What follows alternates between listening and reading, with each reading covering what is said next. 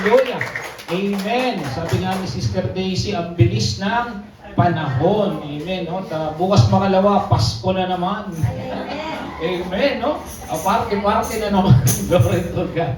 Ayan, yan makita sa Kristiyano, no? Marami pinagdadaanan, pero ang saya-saya pa rin. Amen? Okay. So, devotion time. Okay, anong nararamdaman mo sa panahon ngayon? Di ba? Ang daming mga bali-balita, iba-iba mga nangyayari sa paligid. Last week, nag-umentra na kasi February 28, nagsimula yung digmaan sa Middle East at ang daming apektado. Amen? So, ito yung mga dahilan. Crisis sa Middle East, lalong tumataas yung tensyon. Sabi ng mga kapatid ko, nakikita raw nila dati, kasi nasa Dubai yung aking kapatid, nakikita nila dati mga aeroplano kasi busy yung airport doon. Ngayon, drone, tsaka missile, tsaka F-16. Yung drone talaga, hinahabol ng F-16. Sabi niya, parang ako siyang nanonood, nasa 20th floor siya. Yun nga lang, pag may sumabog, ramdam nila. At hindi nila alam, pag nasabugan, pwede sila. At kahit naglalakad lang daw siya, nakikita niya. Sabi niya, nakakatakot kasi kung tamaan yan, may bumagsak, may mangyayari pa rin sa'yo. So, iba-iba yung pakiramdam nila, hindi nila alam kung mag-stay sila o kung uuwi na. Sabi namin, pray ka lang kasi walang kasiguraduhin talaga. So, yan yung mga dahilan. Crisis sa Middle East at dahil sa crisis sa Middle East, tumataas ang presyo ng langis, yung iba apektado na, di ba? Yung mga may sasakyan sa inyo, apektado. Yung mga may 4x4 dyan sa labas, apektado talaga, no? Nagpa-full tank na ba kayo? Yung mga may Fortuner dyan, tsaka mayroong mga expedition. Sagot ni Lord ang... Ay, praise the Lord. Amen. Buti na lang yung sa amin, solar. Amen. Okay, so, yung iba talaga, nung pagtaas ng langis, ang dami, haba ng pila, haba ng traffic. So, dahil sa pagtaas ng presyo ng langis, at syempre, pagtaas ng presyo ng langis, maaaring tumaas ang pamasahe. Amen? So, yun, sunod-sunod yan, at pati pagtaas ng bilihin. Tataas ang bilihin niya, syempre, kasi yung pagkuha ng mga produkto sa probinsya, syempre, dinadala yun by road, ginagamitan ng mga sasakyan, so automatic yan. So, tapos, syempre, may kanya ka tayo problema personal. Kaya mga katabi mo, pangiti-ngiti lang yan, may problema yan. Di ba? So, may problema ka personal, may problema ka sa pamilya, may problema ka sa paligid, may problema ka sa church, sabihin na natin, may problema ka globally. So, kahit saan ka tumingin, may problema. Amen? So, di mo na alam kung iisipin mo eh. Okay, sabi nga nito si Edo Manzano, nakita kami isang araw. Hindi ko galing magyabang sa mga mamahalin na puntahan kong lugar. Pero kanina galing ako sa gasolinahan. O, yung mga hindi nakagets, hindi kayo nagmag-agahan. No? Kasi mahal talaga, mamahalin yung gasolina ngayon. Amen? So ito yung mga epekto. Dahil yung cost, nandun yung problema, ito yung epekto, panic buying. Ibang mayaman, nagpapanik na. Sabi nga nung kapatid ko sa Dubai daw, yung iba daw mga talagang kukunti na yung mga nabibili nila. Yung mga mumurahing groceries, nauubos, siyempre, itong mamimili. Yung mga mamahalin, meron pa. So yung panic buying, iba rito nagpa-panic buying na rin. Makikita mo sa mga malls talagang bilihan. Sa mga kasamahan ko, sabi niya, ako, uunahin ko bigas, di ba? Yung iba nagpa-panic buying, yung mahirap, panic lang. Walang buying. Amen? Yung iba naman, stress. Iba nai-stress, di ba? Yung mga mayaman, stress eating. Mahirap, stress lang. Di ba? Nai-stress lang. So, nai-stress ka sa mga pangyayari, di ba?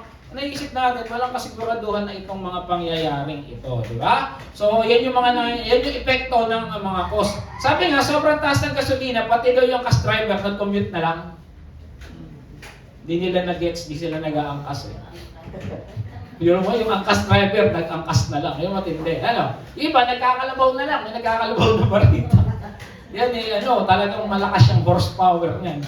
Okay, hindi pala ako. Yung iba naman, sobrang taas ng gasolina, pati yung kotse, hinimatay. Grabe, susunod yan, pati tricycle, hinihimatay na sa gasolina, sa taas ng gasolina. But kidding aside, no? Ito maganda. Binigyan tayo ng solusyon ng Panginoon kasi yung mga nangyayari ngayon, nangyari na noon yan eh. Sabi nga ng aklat ng sinulat ni Solomon, wala namang bago sa mundo, nangyari na rin ngayon. Iba-iba lang yung itsura, iba-iba yung korte, iba-iba yung kulay, pero nangyari na. At ganoon din yung nangyari sa panahon ng mga Thessalonians na may pag-uusig, may mga problema, may pinagdadaanan. Kaya, ito yung sabi ni Apostol Pablo, maggalak kayong lagi, hindi sinabing magpanik kayong lagi. Tingnan mo yung katabi mo kung nagpapanik na yan.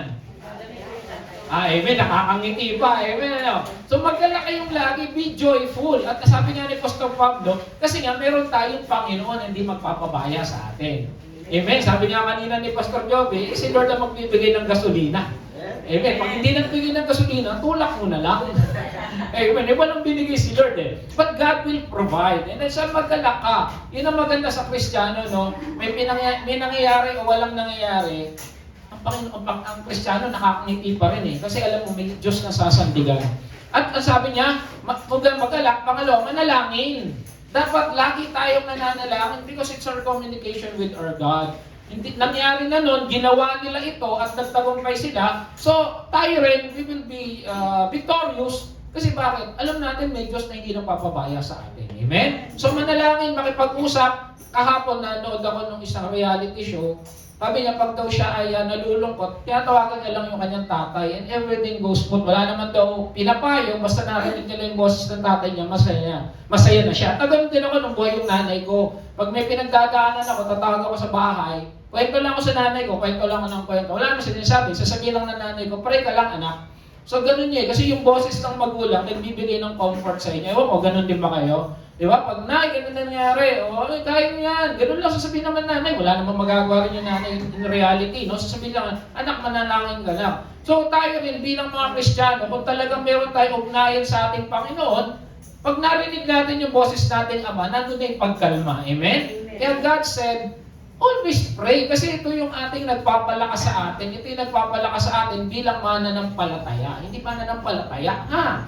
Mananampalataya ng Lord. At ang sabi, ito yung kakaiba eh. Magpasalamat kayo sa Diyos. Biro mo, kahit na may nangyayari kaguluhan, kahit may nangyayari hindi kasiguraduhan, kahit may nagpapanik, may bumabagsak na bomba dyan, ang sabi niya, magpasalamat pa rin kayo sa Diyos sa lahat ng pagkakataon sapagkat itong kalooban ng Diyos para sa inyo. Sa inyong pakikipag-isa kay Kristo. Yun daw yung gusto ng Lord, be thankful. Kahapon, ay isang araw, Sabado ba, Biyernes, nanood ako ng isang talk show ni Jessica Soho. Ang in-interview niya, yung mga Iranian na nandito sa Pilipinas. At dami nilang pinagdadaanan pala. Would you believe, hindi raw sila pinag-open ng bank account dito? GCash, kasi ko, iniisip ng bangko, gagamitin sa pagpondo. Kasi pag sinabing Iranian, masama. Sabi nila, ang magulo o masama daw, yung kanilang gobyerno, hindi sila.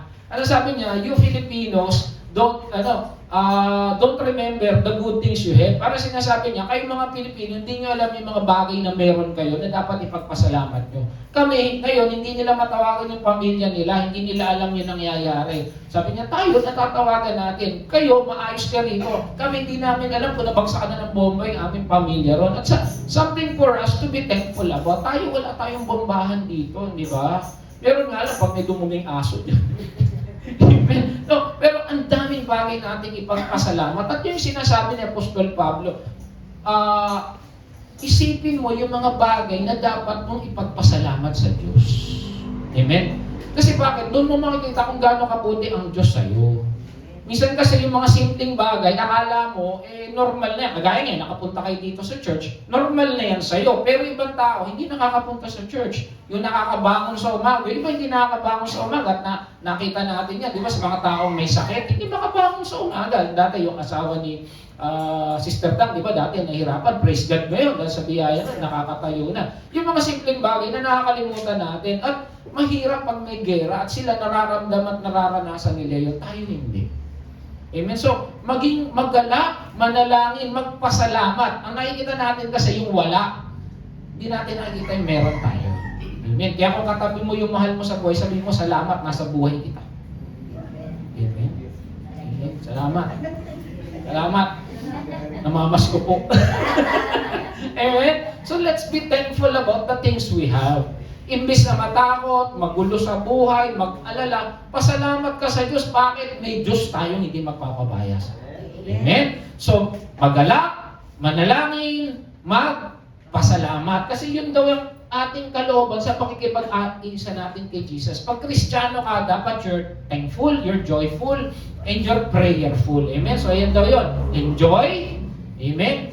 Mag-enjoy tayo sa buhay natin. Hindi naman sinabing magwala ka. Ang sabi, mag-alak ka sa mga bagay na meron ka. Mag-pray. I pray. Lahat nagpe-pray. Pangalawa, be thankful. Yan daw yung tatlong bagay na dapat ginagawa natin sa buhay. Hindi nagpapanik, hindi nag-i-stress. Kasi ang Lord, hindi tayo pababayaan, hindi tayo iiwan. At alam na natin, no, sa mga nabuhay na nung 3 taong pandemya, proven and tested, ang Lord hindi nagpapabaya sa anak niya. Amen? So ito yung last verse, Romans 12:12. Be joyful in hope. Meron tayong pag-asa kay Kristo. Be patient in affliction. Ibig sabihin, magpasensya tayo sa mga nangyayari. Kasi nangyayari yan. At kung tingin mo buhay mo, problemado ka na, isipin mo yung buhay ng iba. Yung may nagbabagsak ang bomba sa bahay, hindi mo alam ano nangyayari sa pamilya. And then, be faithful in prayer. Manalangin. Sabi mo sa tabi mo, manalangin ka nga lagi.